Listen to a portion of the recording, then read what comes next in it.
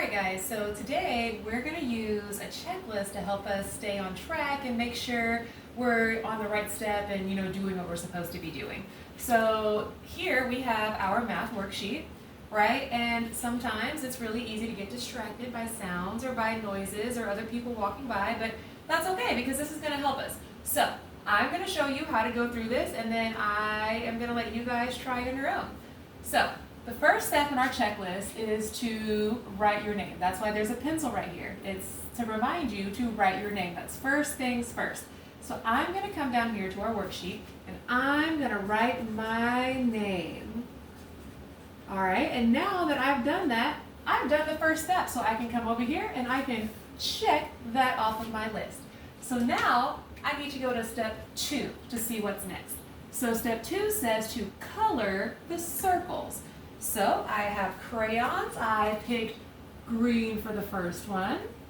I picked blue for the second one. And I picked red for the last one. Now, Miss Crystal is going very fast, but I want you guys to take your time and make this look so nice, okay? So now that I've colored the circles, I can come back to our checklist and I can mark off step 2 because I've finished coloring the circles.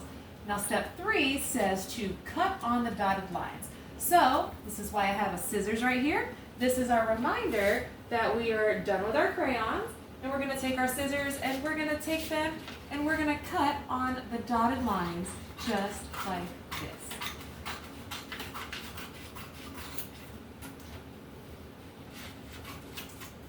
Now that I've cut on the dotted lines, I can come back and I can mark off step 3 because now I'm done. So moving on to what I need to do next, I'm looking at step 4. It says glue the circles in order. I'm not sure what that means, so let me come back here and look at the directions and see what the directions say, just to remind me, okay? So it says color the circles, then cut them out.